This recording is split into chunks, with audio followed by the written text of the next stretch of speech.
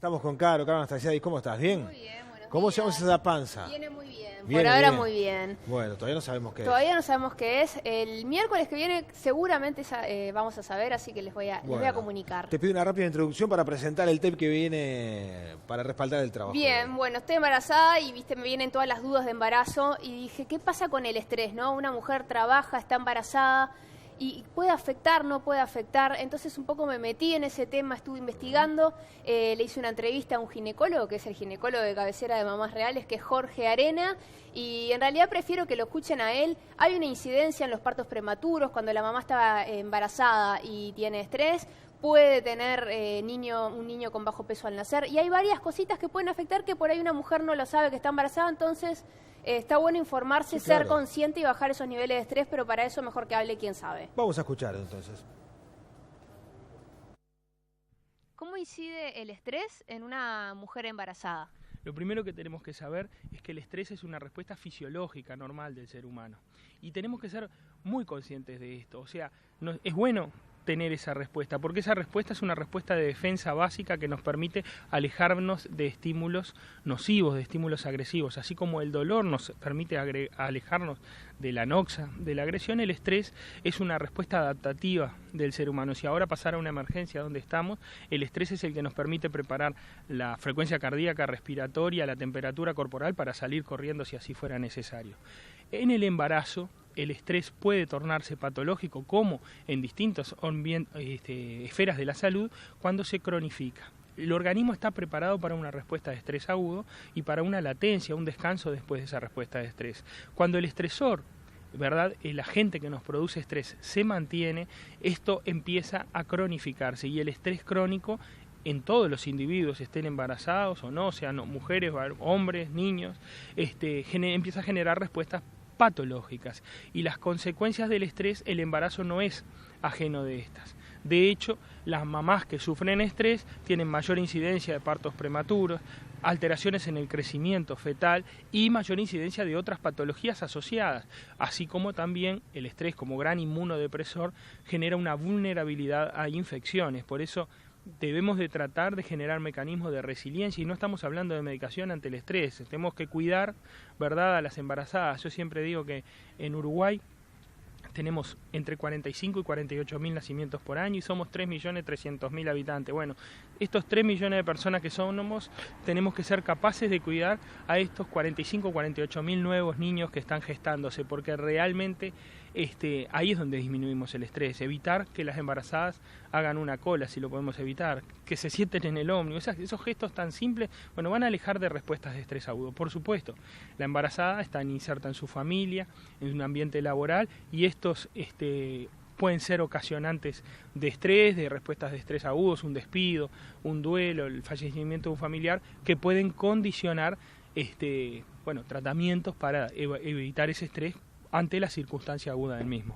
¿Cuáles son las señales que una embarazada debe saber mirar en sí misma? O sea, de que está muy estresada, ¿no? Más allá de un dolor de cabeza, o sea, ¿cómo me lo indica el cuerpo embarazado? Bueno, la embarazada primero que nada va a notar que no puede prestar la atención suficiente a la alimentación, a los cuidados básicos, al control de crecimiento de este niño, no le da el tiempo para ir a hacerse las rutinas, ¿verdad? Pierde la fecha de la ecografía. Ese pequeño conjunto de gestos es que está empezando a ser desbordadas, ni que hablar si aparecen alteraciones en el sueño, ¿verdad?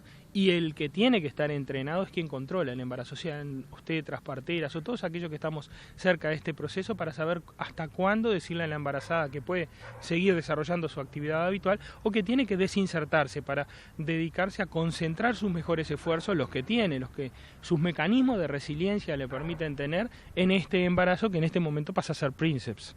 Cuando un niño, ¿no?, crece en un cuerpo estresado, de una mamá estresada, ¿puede tener consecuencias en la vida de ese niño a largo plazo? En el lenguaje, en el conocimiento, no sé. Ahí tenemos que hacer una distinción importante. Una cosa es, ¿verdad?, el embarazo que transcurre en una mamá que sufre de estrés, Y ahí sí, vamos a decir, como te decía, que las circunstancias de amenazas de parto prematuro, la alteración del crecimiento, un niño, ¿verdad?, un patrimonio genético que se está expresando en un útero de una mamá que está sufriendo estrés, no va a poder expresar al máximo su potencial de desarrollo, entonces va a crecer menos, va a tener menos desarrollo. Pero también tenemos que tener en cuenta que las mamás que sufren enfermedades crónicas como la diabetes, la hipertensión, van a generar un estrés sobre la unidad fetoplacentaria.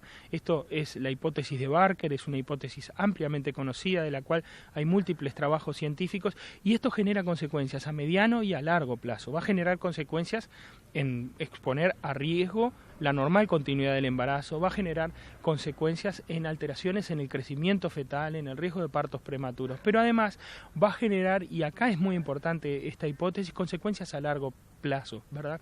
Está hoy de moda mucho hablar de la epigenética, que es que el ambiente es capaz de generar cambios en los genes que sean permanentes.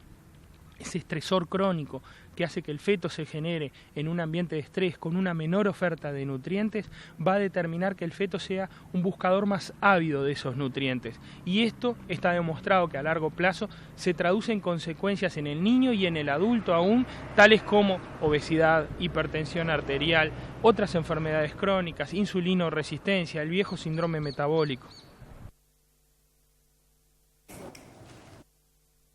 Interesantísimo, realmente, interesantísimo. Hablaba con Ariel Gol, muy cortito, que es psiquiatra de niños y adolescentes, y él me decía, hay más probabilidades de tener un niño apacible cuando el embarazo se vive de buena manera con pocos niveles de estrés, así que mamás embarazadas a cuidarse, a bajar esos niveles, y si no pueden zafar de repente de un estrés laboral y demás, tratar de canalizarlo, yo que sé, deporte, yoga, hay varias maneras, sí, ¿no? Exactamente, no, la verdad, y además hay que empezar a buscar respuestas a las preguntas que nos hacemos hoy en lo que pasó antes.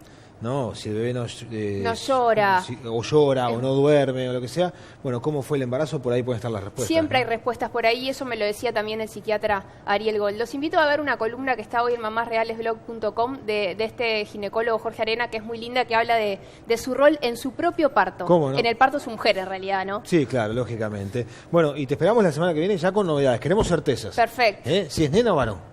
Bien, ¿Teo o Francisca? Teo Veremos. o Francisca, lo confirmaremos la próxima semana. Gracias, Carlos. Nos vemos.